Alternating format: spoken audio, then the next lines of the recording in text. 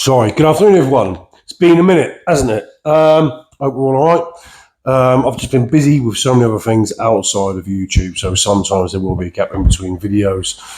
I had a comment on a video a couple of videos ago, basically saying how laughable and pathetic it was that I had the microphone on my cap.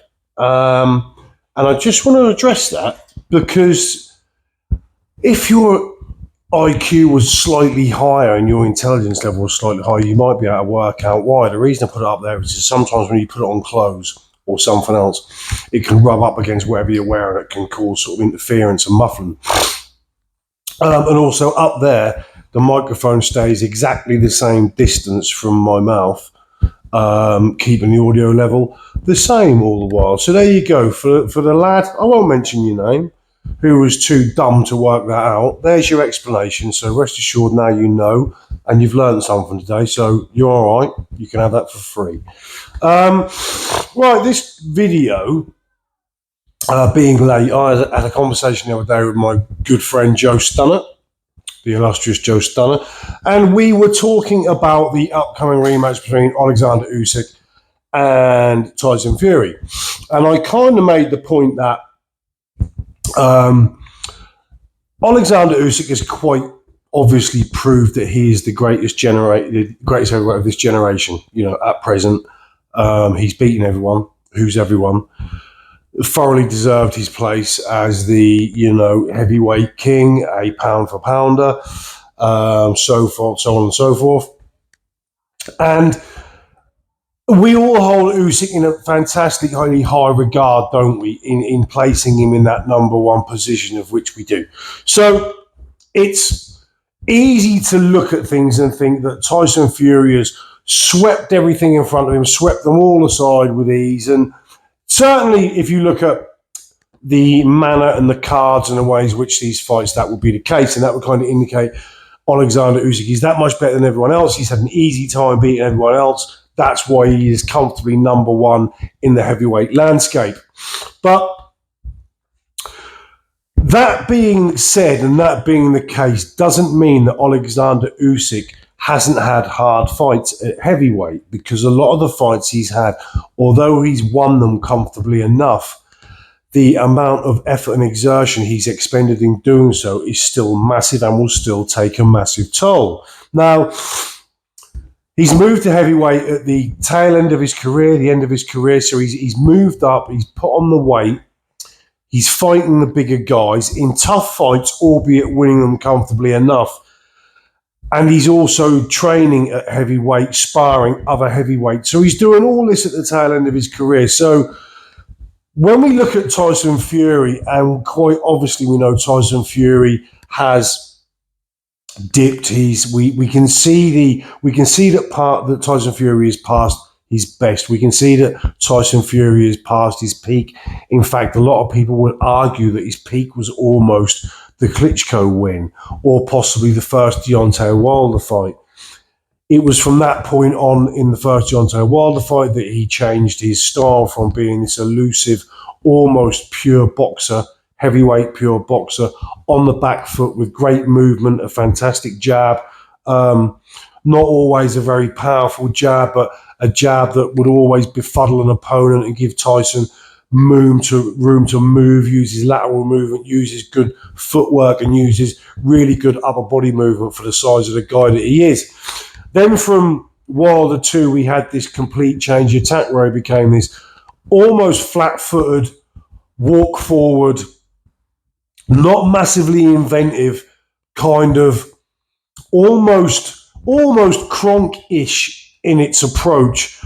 Tall, walk forward, behind a jab with a big right hand. And it wasn't massively scientific. It worked against Deontay Wilder, and he's kind of, other than for a portion in the Usyk fight, that's what we saw. Tyson Fury was now, and some said it was down to the fact that with injuries, with the ravages to his body, with time, with aging and degradation, he couldn't be the fleet-footed kind of pure boxer that he was previously. And that, combined with the fact that this was going to be the approach he was going to take in the second Wilder fight, And now, so we now have this kind of Fury 2.0, but the Fury 2.0 is kind of more brought about by the fact we're led to believe that because he can't do it the way he used to do it, almost in that pure boxer style. So we know Fury is a long way past his best. You only have to read the comment section. I was reading the comment section in Joe's actual video. Sorry, no doubt I'll get a comment about how rude it is to drink on camera. And a lot of the chat was all centered around the fact that Tyson Fury is so far gone, he's so far shot, he's so far beyond his best that the second Usyk fight is a foregone conclusion. So when you look at the two comparatively on the outside, it looks like we've got a Fury who is basically at the end of his career, there for the taking. He's lost one already, and he will certainly lose the second one to Usyk, while Usyk has swept all before him aside with ease. And although the style of the defeats and the cards in all those fights would suggest that, what I said to Joe Stunner and what Joe Stunner made the video about, a very good video, and G-Man made one very similar, is the fact that do not think that these fights at heavyweight, that on the face of it and on the record books, make Usyk look like he's won them at a canter and at ease. All these fights at heavyweight will have taken a physical toll on Usyk as well. From Chisora, even the two Joshua fights, especially the second one, they still took a physical toll. The Fury fight took a massive physical toll on Usyk. Usyk himself says that the Fury fight was by far the toughest fight he's had at heavyweight. Daniel Dubois, that wasn't an easy fight for Usyk. Whilst he won all the rounds, they were always competitive. And we can talk about the low blow, the non-low blow. Technically, it was a low blow, but I've seen them given before. We all have. Again, that fight will have took a physical toll on Usyk at 37-38. Okay, so the point that we were talking about was the fact that if we're to believe we've seen the majority of the decline in Tyson Fury, how much more decline has Tyson Fury got to go? Or, as I just said, have we seen the majority of the decline? So will the effects of the last fight, the effects of Tyson not looking after his body, the effects of... And remember this, when Tyson took the couple of years sabbatical, that was 2 years, yes, 2 years on the sesh, 2 years on a bender, 2 years on the recreationals and 2 years on the beers, but it was 2 years out the gym. So the physical wear and tear that you pick up from constantly being in shape, constantly training. Listen, I've trained all my life, earlier in boxing gyms and later on in strength and conditioning gyms. I know that while you are training and while you are keeping yourself in peak condition, you are always carrying injuries and you will always receive a bit of a misconception that everyone who trains and everyone who's in shape, depending on what the kind of training is that stands you in better stead for the future. And from sort of a cardiovascular point and heart health point of view, that is certainly true. But in terms of, you look at long distance runners, a lot of them suffer with knee problems, ankle problems, shin splints, where if you train resistance, you will probably end up with some rotator cuff injuries, all sorts of injuries, strain injuries, ligament injuries. And the same with boxing. You do a lot of strength and conditioning, you do the running, you do the sparring. Anyone who's constantly in shape is going to exert wear and tear on their body. So there's a portion of Fury's career that, although he was abusing himself with what he was putting in terms of the physical stress on his body, yes, he was carrying around the 20-odd stone, 25 stone, whatever, but he wasn't in the gym for them periods. But so we've seen the majority of the decline in Tyson Fury. This is the idea. In Oleksandr Usyk, we haven't, but Oleksandr Usyk will have been racking up the miles and the wear and tear on the body. And at this point, we're yet to see it. A lot of people remarked after the Dubois fight that Oleksandr Usyk didn't look the same. They thought he'd lost a little bit. You know, to term a football quote, he'd lost a yard. I personally didn't see that with Usyk in the Dubois fight. I thought Usyk was the same Usyk. I thought he went through his systematical system which he employs in most fights, which is to box well within himself for the early rounds, leading his opponent to sort of win a lot of early rounds or take a lot of early rounds. And then Usyk likes to go up the gears from the mid rounds onwards once his opponent has kind of got a little bit comfortable at that first round, to say round 5-6 pace, where he's having success landing shots, taking a few rounds, and then Usyk will suddenly go through 2, 3, 4 gears. That's what he does pretty much in most fights. But point being, we're yet to see the effects of the physical toll on Oleksandr Usyk, and at some point we will. Make no mistake, as sure as the sun rises in the morning and sets in the evening, at some point Usyk will physically and visibly start to show the effects of the wear and tear of his career. 300 odd amateur fights, a long professional career, and most of the taxing fights and the taxation of on his body at a higher weight has come at the tail end of his career. There is no way he can carry on performing at this level. At some point, it will show itself. Oleksandr Usyk, contrary to what many people tend to think, is human. And it will tell. It happens to us all. It happens to everyone. It may not be in the Fury rematch. It may not. But there is a chance it will. And if the majority of Fury's decline has already happened, and that fight, take out of the huge round for Fury, the cards were fairly close. And for early on in that fight, Fury had a lot of success. Now, if we're talking about an Usyk that we're yet to see any decline, and a Fury that we've seen the majority of the decline, and take into account that fight, other than the sort of the 2-3 rounds from when Usyk battered Fury around and Fury was out on his feet and on the verge of being stopped, if you take that round and sort of the preceding 2 rounds out, the rest of the fight, there wasn't that much in it. So, and what I'm trying to say is, if we've got a really degraded version of Fury and still the optimal version of Usyk, and the fight was still competitive and fairly close at places, if we do get to the point where Usyk has degraded and starts to show degradation, how much does that equal up the fight? And this is why, for me, essentially, I think this fight is fairly close. Yes, I would edge towards Usyk. If I was putting my money on this fight, I would put it on Usyk. But is it a foregone conclusion, and am I 100% confident in that? No. I honestly think Tyson Fury has a more than fair chance of winning this fight. I honestly do, depending on how his preparation has been and how he goes about it.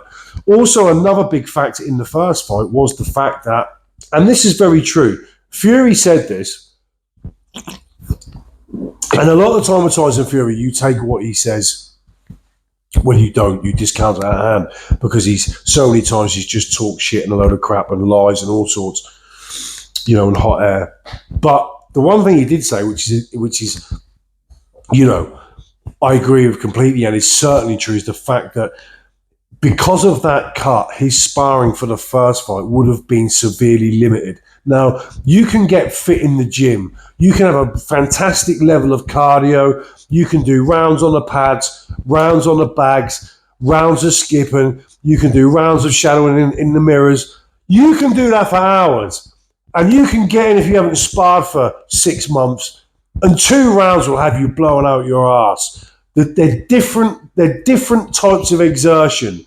With all the other stuff you do in a boxing gym, the brain doesn't need to be engaged like it does when you're having a proper spar, a hard spar or a fight. That adds so much more of a dimension to the exertion. When you add the mental exertion to the physical exertion, you need to spar. You need to spar, and you need to be at that level through sparring properly. If not, you're going to be left found wanting in a fight. So that, he's certainly... Listen, I know a lot of you guys are new subscribers. You've come over on Joe's recommendation, and for that, I thank you very much wholeheartedly for coming over and subscribing.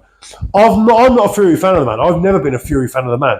Anyone who's watched this channel for long enough knows I'm not a fan of Fury. I don't like him from what I've seen. And that may be wrong, but my opinion on what I've seen of him as a man, I don't like.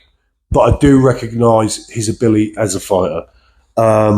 So, yeah, that was kind of it. Was there anything else? As we were talking about Tyson Fury,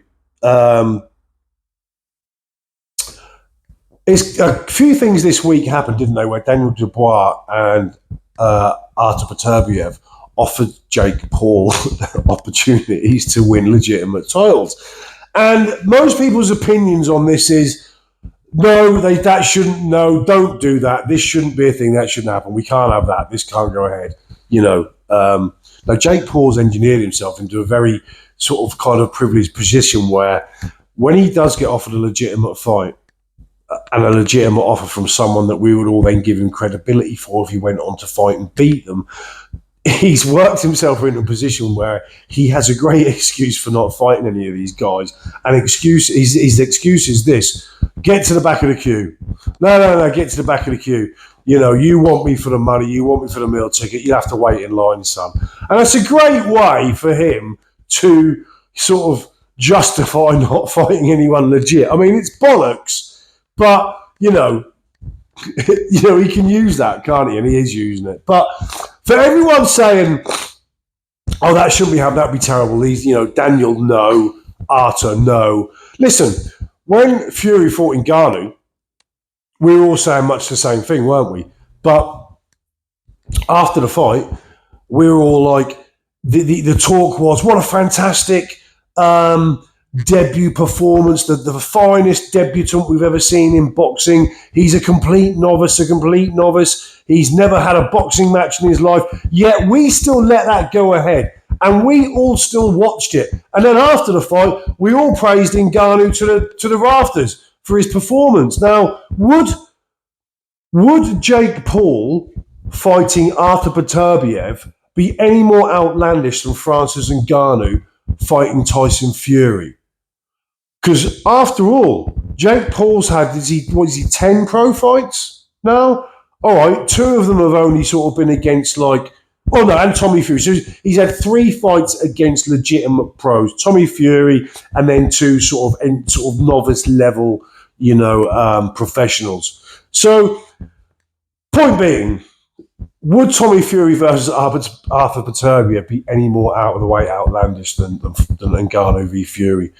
Because quite honestly, I'd love to see Artur Beterbiev smack the shit out of Jake Paul, and it's not because I particularly dislike Jake Paul. He's doing some good things. He's done great things with Amanda Serrano, and he is living the life. But you've got to stop dressing yourself up as some future great when you're fighting the kind of people you're fighting. So for me, I'll happily, personally, I'd love to see him fight Daniel Dubois. Chat shit, get banged. That's what they say. Anyway, I'll love to hear your thoughts. That's it for today, and I will see you all soon.